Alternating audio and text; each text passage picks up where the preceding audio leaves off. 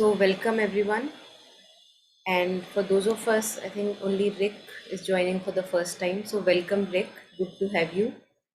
And along with the study of this book, Integral Healing by the Mother, we'll also be very happy to take up reflections and experiences that we may have in terms of healing and having diseases, illnesses, going through them, and what kind of a change they have caused and are causing. So we'll take up those experiences and reflections. So at any point of time you feel that there is something resonating and you would like to share something, please do not hesitate. And as I shared earlier, that if you get any references, like any talks, any video, or any maybe texts which are dealing with the same, please do share either on the WhatsApp group or with me. So, yeah, happy to have more expanded vision on this. So today we'll just firstly continue with the book itself, as we have been doing the last time, the first time that we met. So we finished the introduction, preface, and today we are going to just directly jump into uh, Mother's and Sri Aurobindo's words. So I would request anyone who is ready, who is feeling ready, just unmuting and reading this out, and then we will share. I can read. Yeah, please go ahead. Do I start with this? Yes, please. Yeah, go ahead. Yoga, evolution, and the human body. We are at a moment of transition in the history of the earth. It is merely a moment in eternal time, but this moment is long compared to human life. Matter is changing in order to prepare itself for the new manifestation, but the human body is not plastic enough and offers resistance. This is why the number of disorders and even incomprehensible diseases is increasing and becoming a problem for medical science. The remedy lies in union with the divine forces that are at work and a receptivity full of trust and peace, which makes the task easier. The Mother. Thank you. So amazing thing is that whenever this was being spoken, that was also a moment of transition, and that moment is continuing. It's like a very long moment of transition that has been continuing. So right now where we are and the phase that was, it's like this long moment of transition where we have the opportunity to rise from the animal to now man, and then towards the divine, the Godhead within. And if we don't collaborate, Mother says, it will be difficult. Then the race completely has to be wiped off and a new race has to come, which is not a problem. It doesn't matter really. But what is the significance? Why are diseases at all there? So Mother is sharing, matter is changing in order to prepare itself for the new manifestation. Now, in our ordinary human consciousness, we don't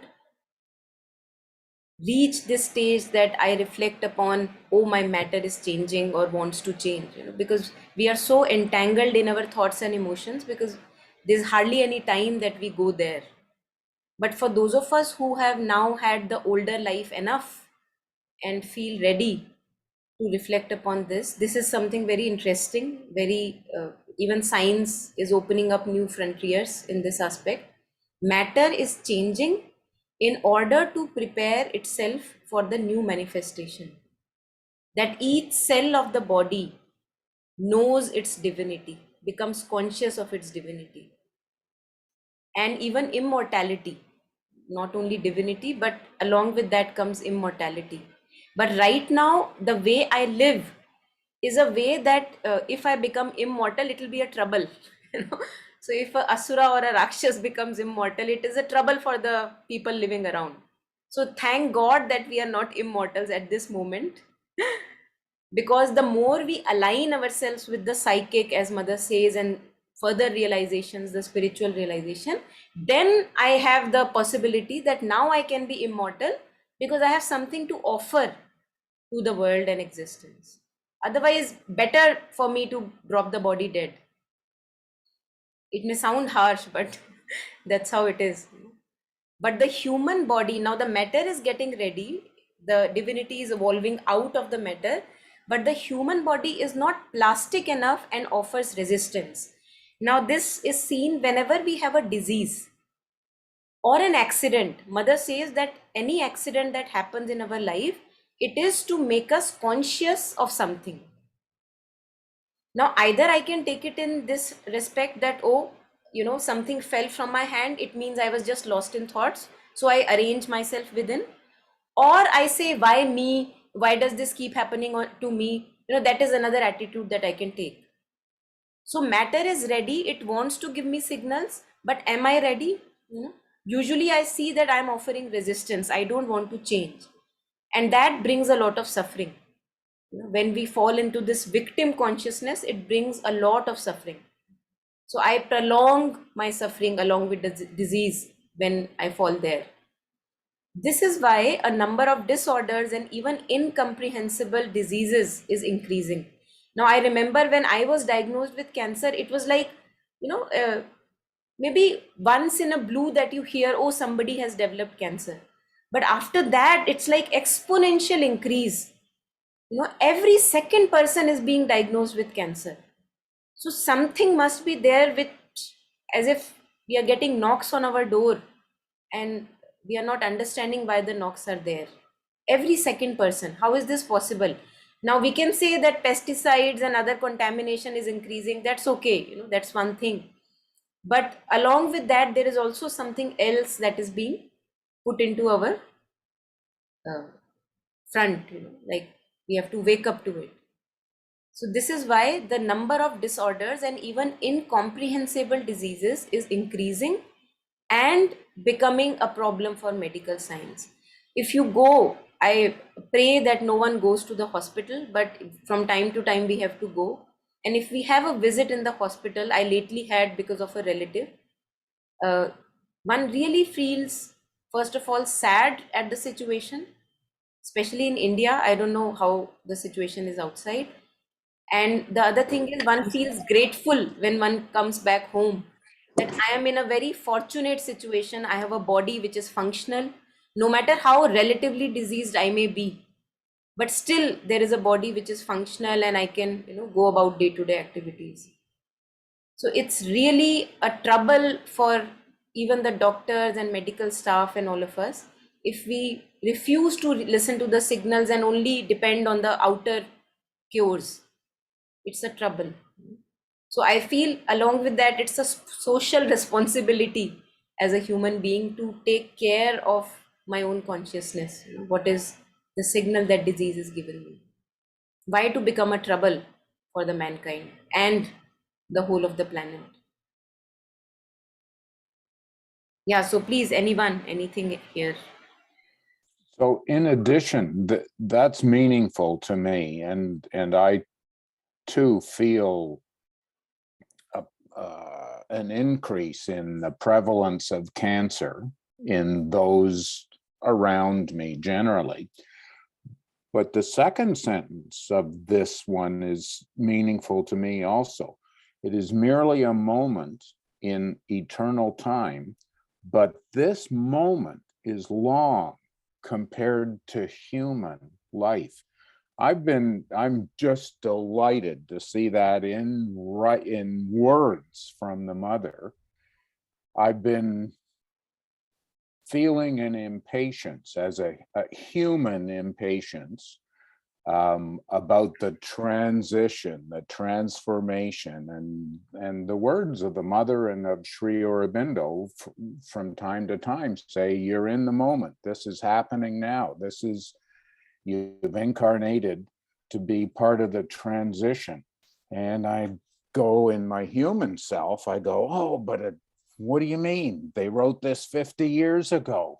And to see it written here that it is the moment, but it's a long moment that seems long to a human is very helpful to me. Yeah.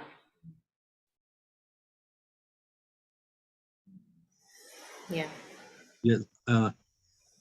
You were talking about the hospital, and I was remembering a book I read some months ago about the healing aspect of music in Sufism, and it told that in ancient times in Middle East, hospitals were like places designed to be harmonious, where there was contact with nature and beautiful architecture and music, and sort of a concept that you were going there because you need to establish harmony and equilibrium and beauty, so contrary to what we usually experiment today.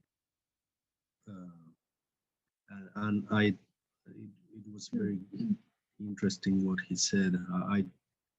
Reading this introduction, I also thought like, okay, this divine help for transformation has been always there, but in another way, this is a very different time also, where this is happening in a very special way, and it's very necessary for me to remember that. Yeah, thank you. Yes. I think this is very important, the aspect of beauty, harmony, and integration with natural elements in order to heal, which nowadays mostly it is forgotten in hospitals. And maybe I feel that in India also there is so much of a population, and since most of us, maybe all of us, live in ignorance, and there is such a load on the doctors to treat quickly that they hardly have any time to take care of all the other things that you mentioned, which are absolutely important in the healing aspect. Yeah. But again, since we want a very quick fix, whenever we are troubled, we just want quick fixes. This should be just treated right now. So if it has to be just done right now, then there is hardly any time for the doctors or the staff or even the planners to to focus on the aspect of beauty, harmony, and integrating other elements along with. Yes. Yeah. But it can actually accentuate the healing. We don't realize that if we put effort in the beginning in creating a healing space, it actually later on, whatever cases come, it actually accentuates the process of healing. Yes. Yes, yesterday I was just listening to an online talk with some doctor from the ashram from Delhi, I think, Ramesh, I don't remember the name. And he talked about a doctor who made an experiment and studied that the patients, statistically, the patients who received some psychological assessment and therapy groups and this kind of help lived longer. Like it was scientifically proven that these psychological aspects were really a difference. Yeah, absolutely. I think nowadays more and more neurosciences, they are maybe making it more real for us that yes, this is true. All these intangible aspects, they are true. And there was a research which we had shared in one of the sessions there. People who are meditators and people who are non-meditators. So if you give both of them the same pain stimulus, with non-meditators, they begin with the aggressive activity in the brain even before the stimulus, and it remains even after the stimulus is gone. So I anticipate it, I worry about it, and then I am ruminating about it, when the mind is not in the moment. But for the people who are meditators, it is just when the pain is there, shoot, a sharp something in the brain, and then when it is gone, it is completely gone. It's like completely silent. So, how can you ignore this now? Even for those of us who consider material as reality. Yes. Yeah, quick thought, when you were reading it, like this recent pandemic, right, that we are still kind of under, that came to me. And it's so beautiful that I personally know so many people who have said that they are so glad that it happened, because that really gave them that pause, that we all so badly needed. Because life just, if you're not careful, it becomes mechanical, right? It has this whole thing that it just runs by itself and you don't know what's happening. So this break, which was quite cruel and quite fast, just kind of shook a lot of people. And of course, like, I mean, the diseases and, like, the nature of it, that there's no grasp on it, why is it happening, what are the things. So you cannot not pay attention, you cannot not stop and see that, what is happening, what do I do with it. And the total lack of control also, I mean, for some it was quite hard, right? And for some it was quite beautiful, because again, it's like the only thing I can do is have faith, right? The only thing I can do is pray. So again, it really depends on, we are all given, say, so many different pieces, what we kind of make of it. And this resistance, especially, the bodily resistance, when one feels, and when one sees that, this is a movement. So again, that continuous offering that, Ma, I see it and I don't know what to do with it, so I am offering. So it just becomes more, I mean, like you were sharing about gratefulness too, right? That when we see a disease, when we go to a hospital, or even when the slightest thing happens to us, say a tooth pain or anything, I mean, how intensely it brings us to the present moment, that nothing matters. My past trauma, they can wait. The future planning, I don't even want to go there. But right now, what do I do about this pain?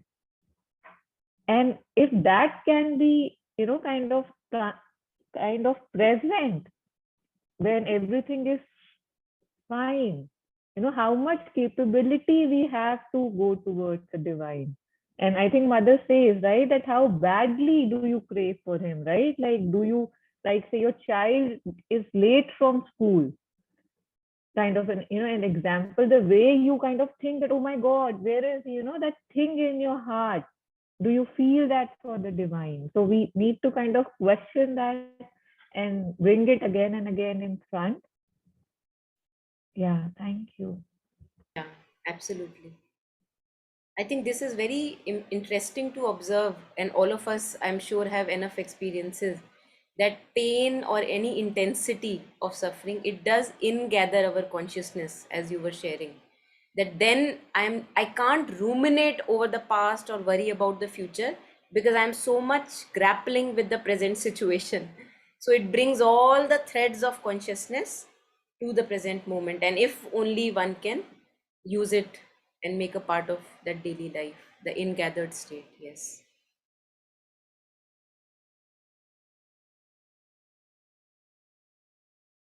So I think it's amazing that in the very first paragraph we have the remedy along with the disease.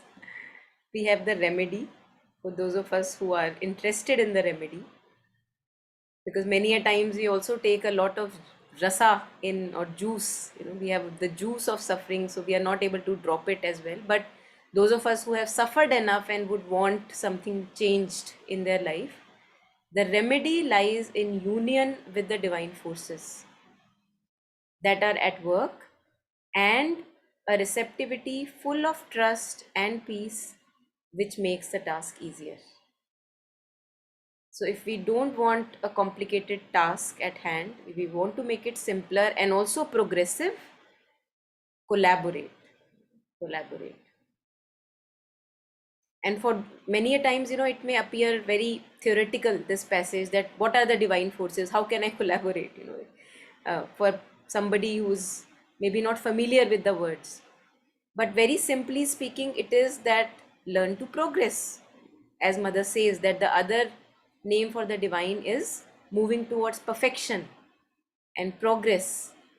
And whatever raw material I have at hand of a disease, illness, or any relationship issue, work issue, any life situation, okay, how can I learn through it? What is it, you know, directing me towards? How can this situation expand me from my limited comfort zones?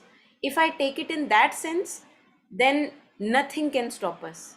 No disease, no illness, no disability, no outer limiting situation, not even a prison.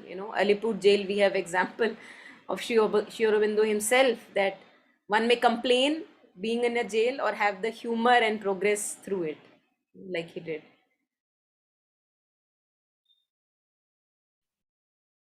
Monica, this thing, receptivity full of trust and peace. I think that's very big here, right? Because even when, if I say I'm open, my mind doesn't rest, right? Is it working for me? It's not working for me. Is the pain less? Is it, it's like that chatter. Like, it's not that, like, how they say that either you can be a monkey baby or you can be a cat baby, right? Like, they give this example a lot. So we don't just let go, right? There's always a little bit of me which is working on that personal motive, that what's in it for me? Am I gaining? Is it working? So it's very good to just have this again, on the first page, trust and peace. Because then that chatter has no place, right? And even obviously if the chatter is there, you are not giving it attention. Absolutely. So, yeah.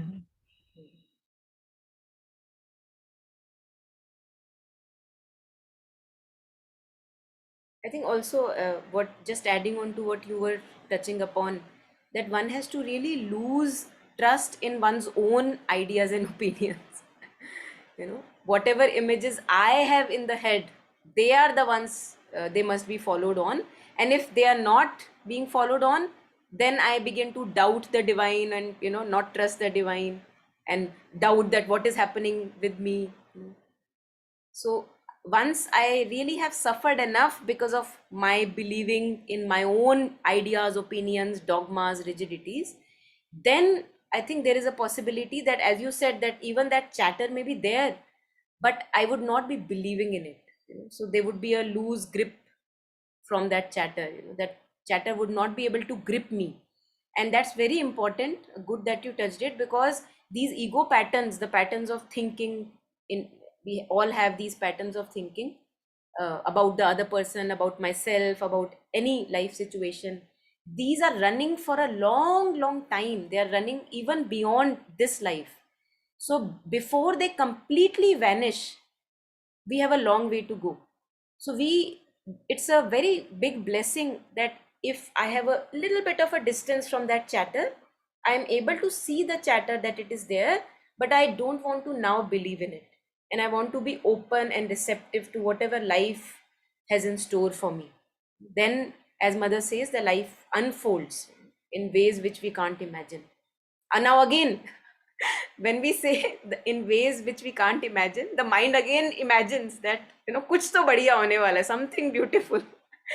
So again, that is not where I have to get trapped. Yeah, anyone, any comments here before we move ahead? Yeah, so just now when you said that, yeah, in ways that we can't imagine, and then ऐसे जो लगता है, am I audible, Monica? Yes, Shweta. Yeah, so उसमें कुछ तो बढ़िया होने वाला है, वो तो पता नहीं, लेकिन ये तो पता होता है कि in ways that we cannot imagine, but for progress, for evolution, इतना तो समझ आता है अभी कि जो भी होगा वो it will lead to that only, where we are all heading towards. Yeah. So that's Beautiful. what I wanted to share. Yeah. It's again grace to have that certitude. Yeah.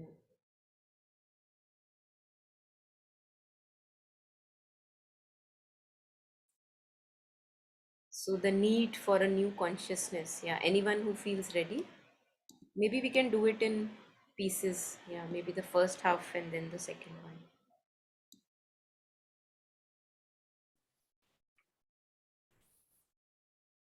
The mother. One thing seems obvious, that humanity has reached a certain state of general tension. Tension in effort, tension in action, tension even in daily life. With such an excessive hyperactivity, such a widespread agitation, that the human race as a whole seems to have come to a point where it must either break through the resistance and emerge into a new consciousness, or else fall back into an abyss of darkness and inertia.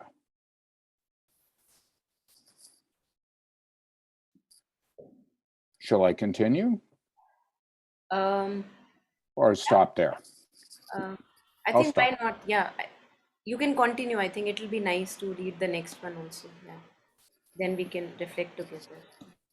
This tension is so complete and so widespread that something obviously has to break. It cannot go on in this way. We may take it as a sure sign of the infusion into matter of a new principle of force, consciousness, power, which by its very pressure is producing this acute state.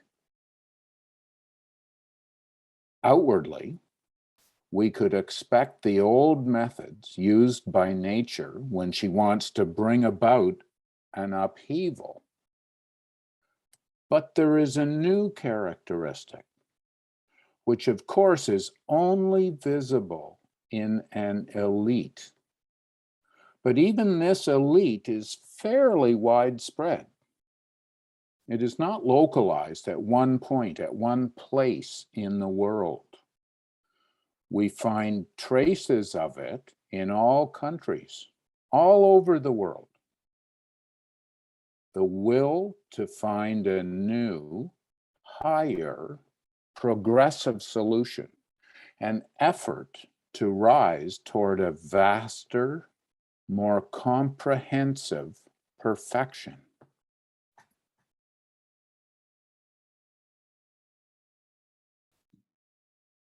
Thank you.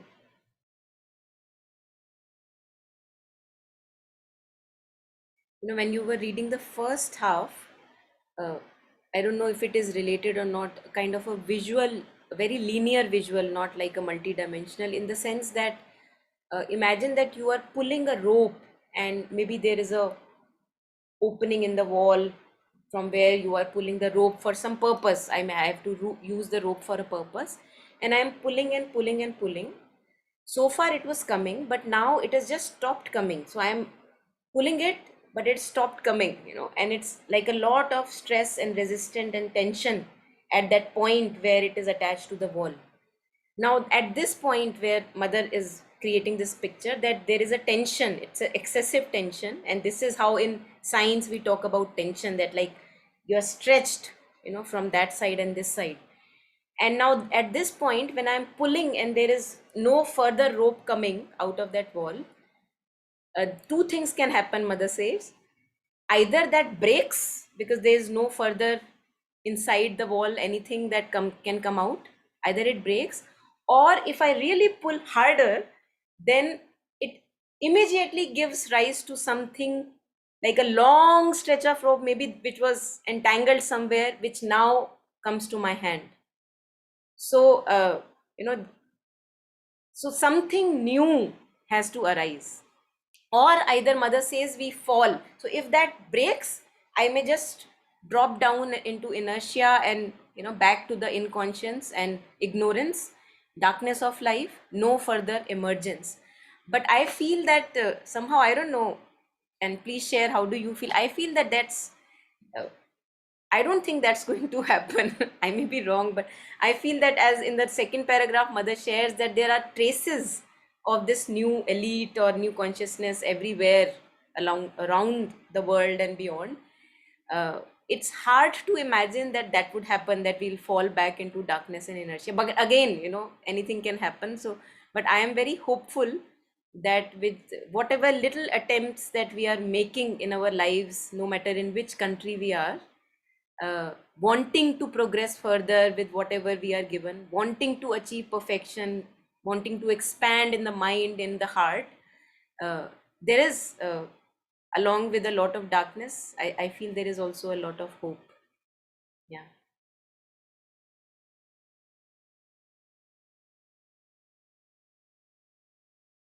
And that's why Mother shares that outwardly, we, the older methods of nature, and even now we see many a times, whenever a natural harmony of a place is disturbed, something from the nature comes, sweeps it away, and then one has to start again. So that's the usual way of nature to create harmony again.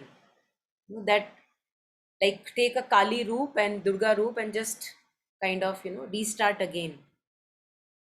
But Mother says that, but there is a new characteristic, and we can't ignore this want to go towards perfection, progress, no matter whether I am illiterate, literate, doesn't matter.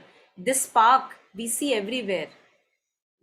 And again, this Mother is talking then, and this we are able to see even now. As Rick was sharing, it's a long movement. So today, somehow, I was going somewhere and we saw, in India, it's a very usual sight to see people who are homeless or, begging for money on the red lights. So there were two children, and I have been at that place many a times earlier. I recognized one of them, very jovial, like full of light, and one could not ignore it. That child, one cannot ignore.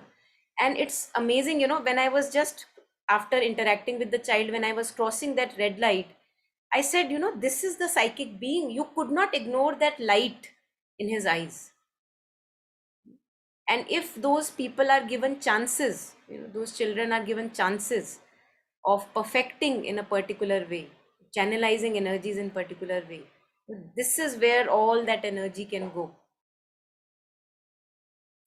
So again, many possibilities. Yeah, I'll mute myself and please share any reflections.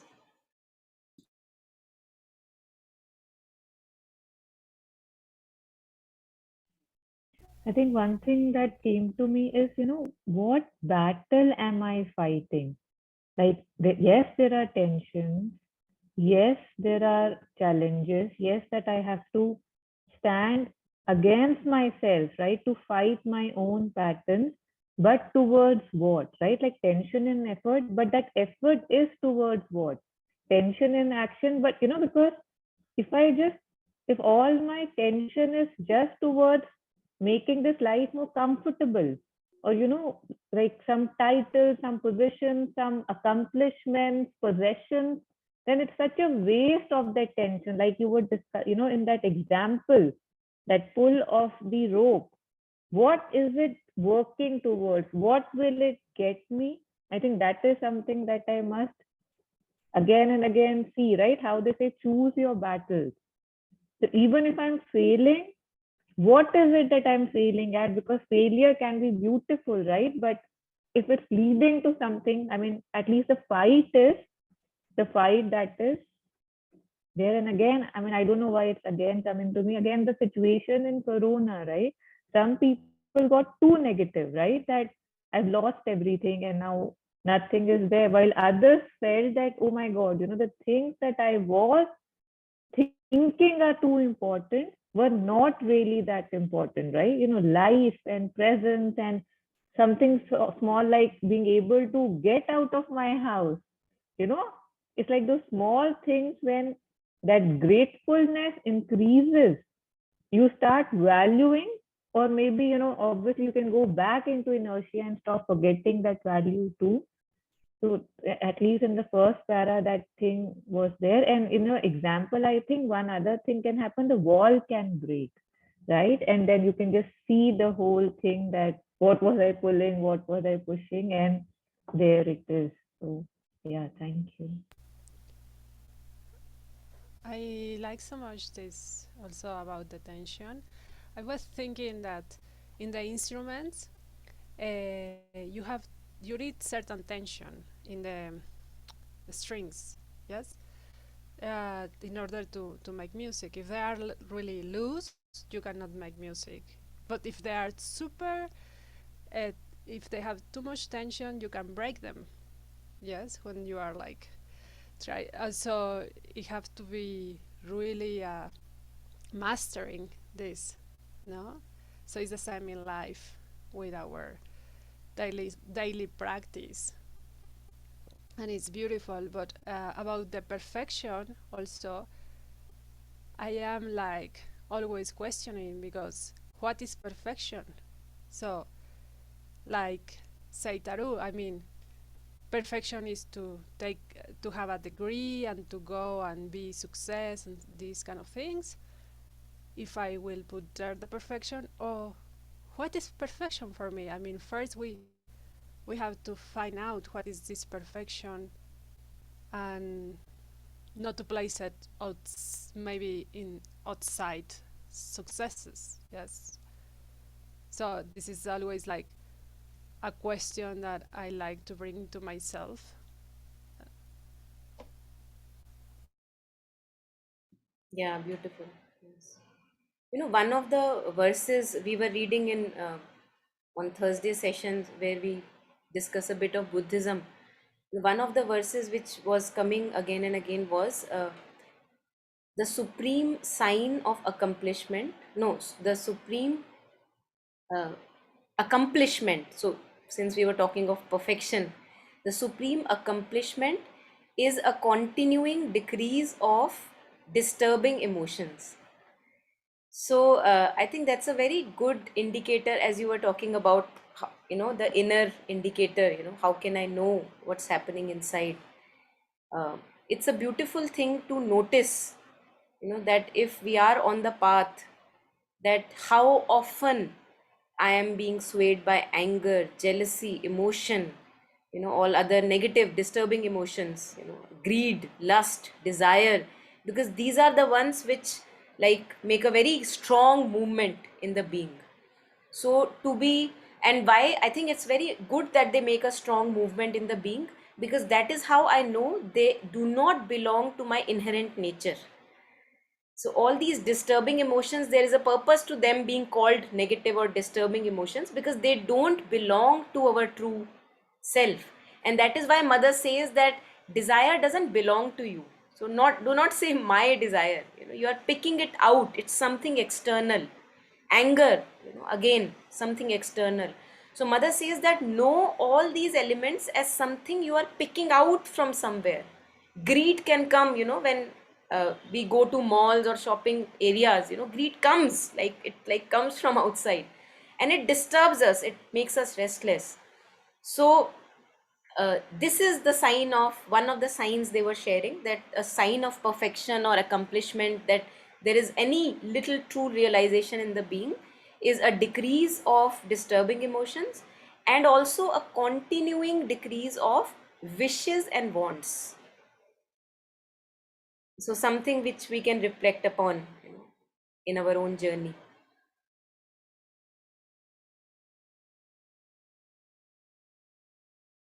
Because usually the limited me is always wanting, what will I get from here? What will I get from this giving or surrender? And mother says, in the previous one we read that the mother says, I can't tell you, so don't ask me what will you get. Yeah, please, Taru, go ahead.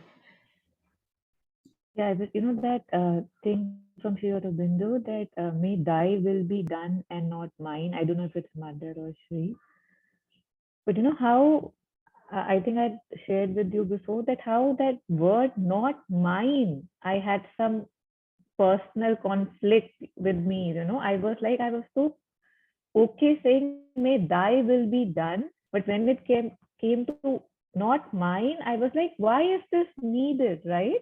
I mean, I can tell them, I can say this is what I want, and then they can choose. because this saying that may not mine is kind of against how my desire soul has worked, right? Even the thing that I pointed out in the first paragraph about receptivity with peace and uh, what was it, like faith, trust, right? With trust and peace, it's not mostly like that, right? Even if I'm offering, there's something in me which says that I think this is okay, but still, I mean, in the sense, it's so hard to be a nobody. I mean, it's so hard to just be nothing, right? Because even in my wanting to be less and less and less, there is still so much of me still wanting, okay, at least this much. I trust you, and I have faith that you will keep my family safe. I have faith that if I go somewhere, you will keep my car safe. Like, as in, my faith comes with conditions. My faith comes with at least this much. That begging bowl, I don't know how to keep it down, right? I keep making it smaller and smaller and smaller, but it needs to be kept down, that not mine, right? Not mine. That's, I feel, is very important too. Like you were sharing that desire, because I've seen all my desires do is just take me for different kind of dances, right? And if I have not danced enough, it's okay. But yeah, thank you. Yeah, I think very important. Mother says that you won't be able to shift into this new consciousness, and if you have not been disgusted enough with the older self. So, what you were sharing, that if I have not danced enough, then it's hard to convince me for a new life. But if we have danced enough, and I'm sure those of us who are here, we have relatively danced enough, and if we have developed disgust towards being the older self, then we can actually choose not to participate in the older game. Yeah.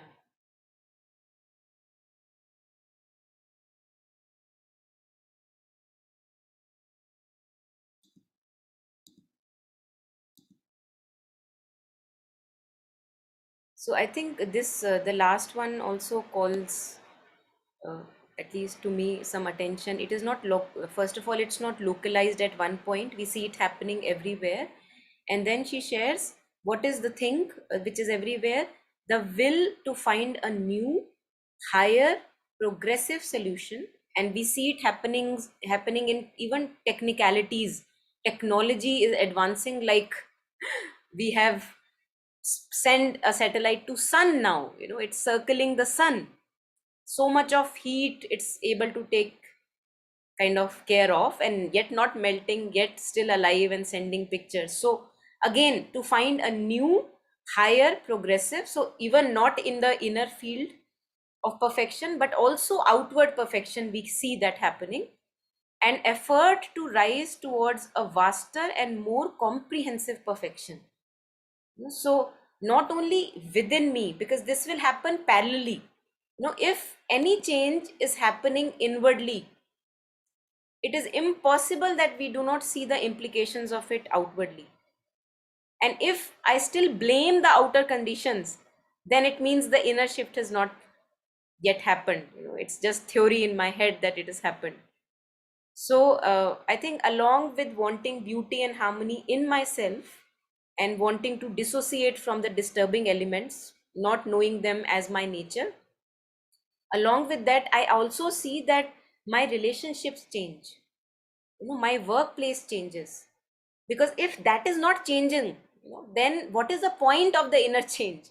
I can ask myself, I can question myself, that if there is any little spiritual change in me, shouldn't it reflect in my outer situations? Why do my relationships still have a sourness and bitterness? And if I see it out there, then it means that the work is pending in there. So mother is talking about comprehensive perfection. She is not saying just like an inner perfection is coming and then you can leave. We can't do that because we are not here for that. So good to again and again become grounded, whenever we see outer challenges. Okay, workplace, we have difficult people to deal with, and I don't know how to deal with them. So I think it's really grounding in nature, that no matter how much theory I may have read, how much words of Mother Sri Aurobindo, compiled on my desk, but I don't know how to deal with this person. How amazing is that? So this word really called me, the comprehensive perfection. Yeah, anything here? Anyone? In a small way, it speaks to me, or in a medium way, it speaks to me also. It's not localized at one point, at one place in the world. We find traces of it in all countries, all over the world. So I sometimes find myself feeling isolated, saying, what am I? I'm a white guy in Toronto, and everything's happening in India, is the way I think of it. But then I resonate with this one. There's pockets here, there, and everywhere. And maybe Taru is joining this pocket in Canada.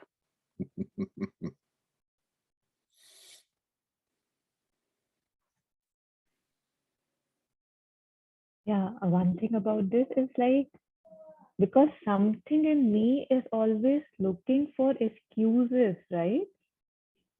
Then also I gave myself that I couldn't do this because of that, right? I can't do this because my age is so much, now it's not possible for me. But we do see people, and age we know is not a barrier, right? We see locations, we see country, we see people. Like I just visited Auroville before I moved here.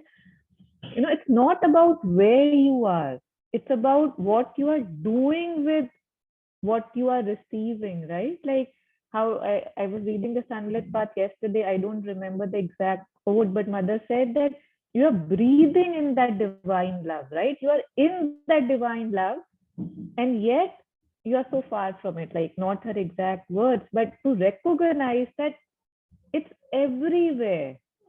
And whatever I'm using to say that this is why I can't do it, or it's just me trying to stop myself, like, because my potential, like he says, your victory is his victory, sorry, thy victory is certain.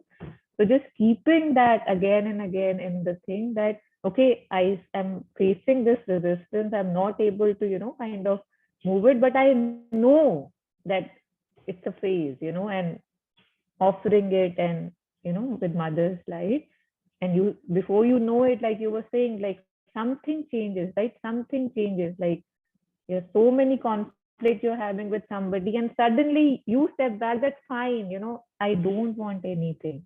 And the next morning the person is like, okay, and what were you asking? What do you want? And in the sense, I've seen this so many times that as soon as I stop asking, I'm given. I mean, but not to use this as a trick that stop asking and you will be given. It has to be, kind of inherent, not needing it anymore, and not that the grapes were sour, so I don't want it, because we do that quite often. But yes, like anything that I say is stopping me from my progress, it's, yeah. Thank you.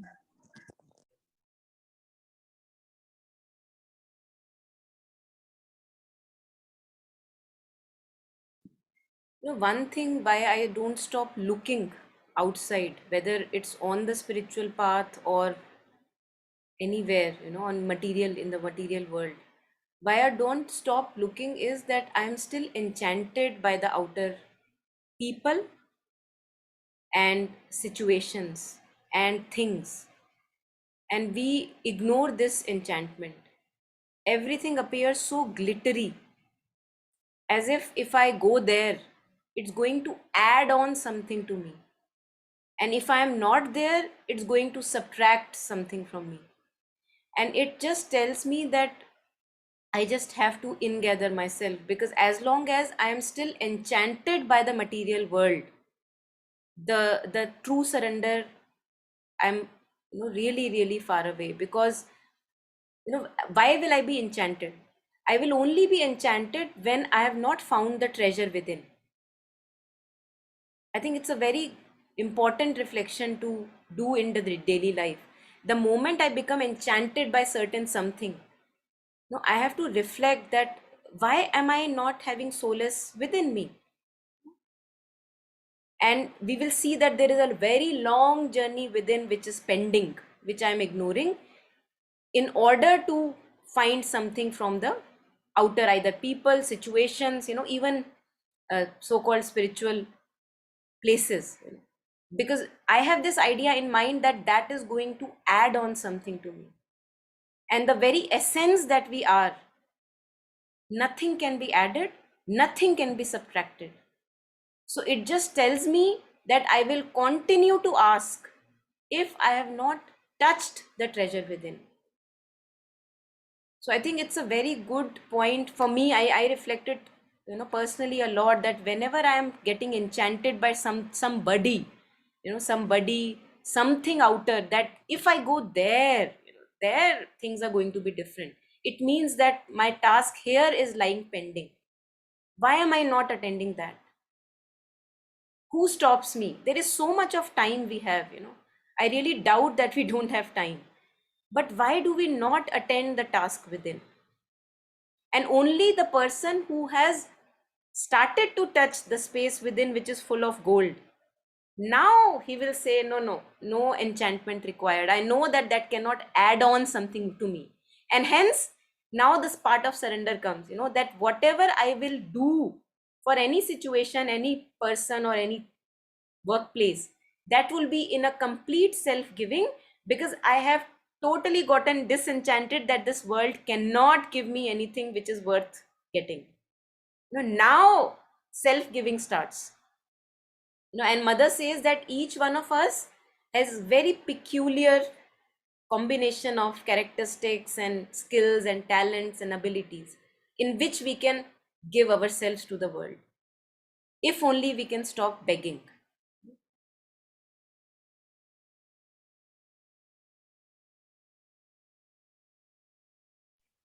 Now, the center of lack, right? Till I am enchanted, the word that you use, there would be lack.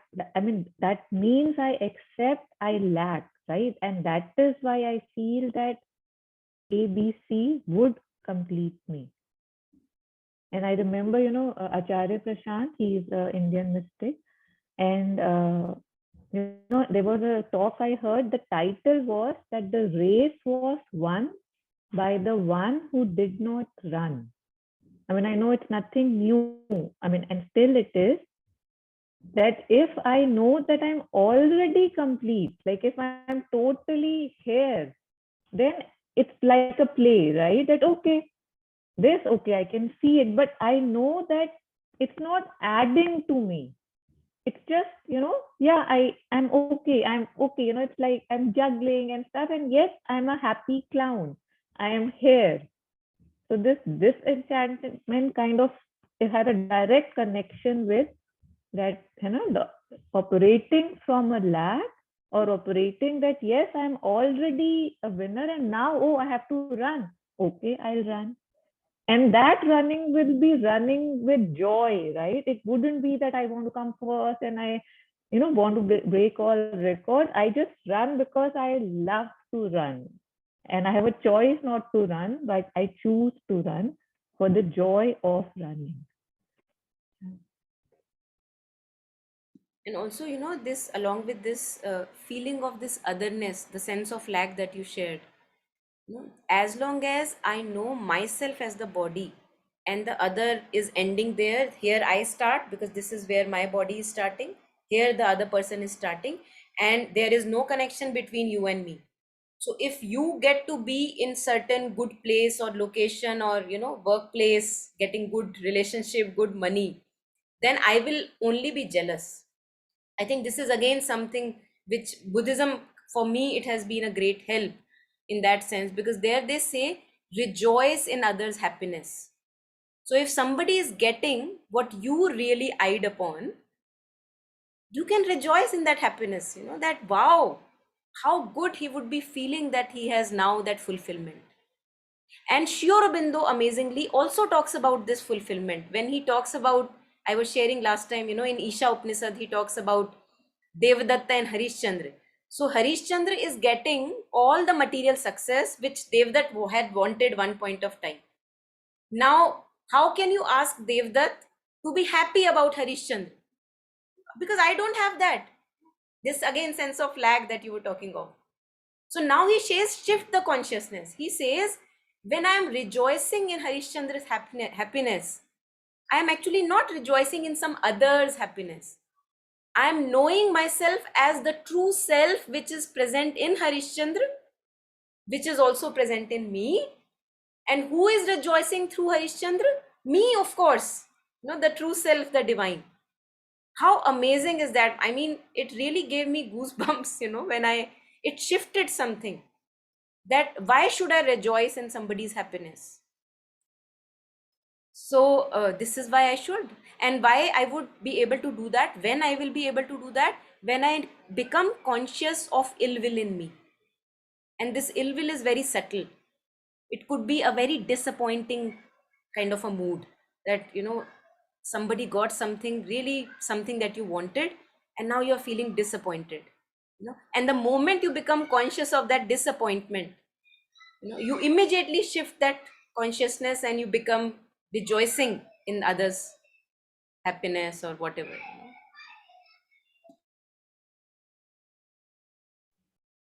I think this can be also related to, how when we hear, say, I read about, say, Nanak, I read about, I don't know, a big saint, and there's something within me which says that, he was a saint, he can do it.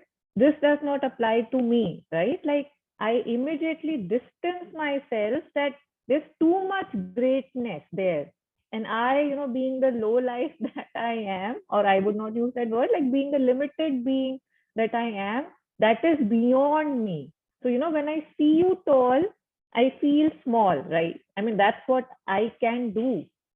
And on the other hand, what I can do, like you said, that if he could do it, that's why these saints, these, biographies, these teachings are so inspirational, because they tell me that this is my potential, right? Right now, I might feel that this is my limit, but if one of us could do it, I can do it too, right? Like, more power to him, because the more he proceeds, the more he prospers, the more light he lives. That means my potential for living that light also increases. So it's my choice whether I take it as I distance myself and say no, no, or I say, wow, this can be, I mean, this will be me too. This is what is me. Yeah, yes.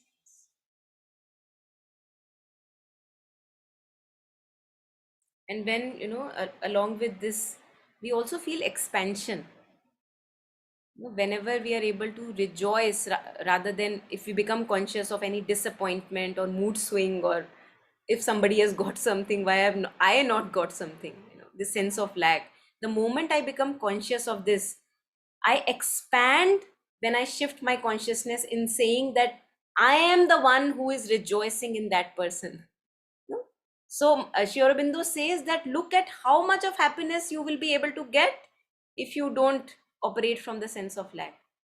And parallelly, he also says then it also connects with other suffering. Because then if other is suffering, will you be able to keep quiet? Of course, no.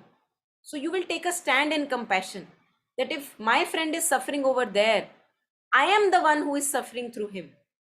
So you take a right stand, and that is why so many revolutionaries are there, like Desmond Tutu, Nelson Mandela, who were able to take Jane Goodall, who were able to take a stand in compassion, not in aggression, but in compassion, that if you are suffering, it is me who is suffering, so let me take a stand.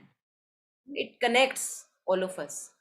And I think this is very important, this shift that we can have in day-to-day life in very little moments, because this is what actually gives rise to a disease. In my experience, going through an illness, this little tidbits, they get accumulating, and then there is a whole identity of a sense of lack from which I am operating, and a knock on the door that please shift your consciousness. A disease comes. So why not notice these little tidbits while we don't have a chronic illness? Who says that we need to have a chronic illness first and then we wake up? Why not to learn from so many examples which are already there?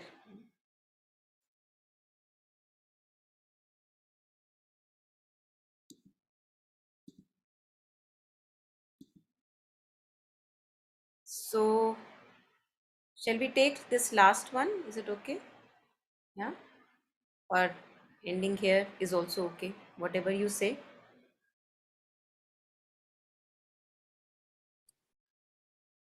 I have need to move on. Okay. Move on means move on from the session, or move on? Yes, to leave the session and go to some worldly event. Good. May you spread your light in the worldly events. Yeah, so we can end here and maybe we can continue next time. Thank you, everyone. Thank you. Thank you so much, Monica. Thank you. Thank you, Monica. Bye. Thank you so much. Bye. Thank you. Good week for everyone.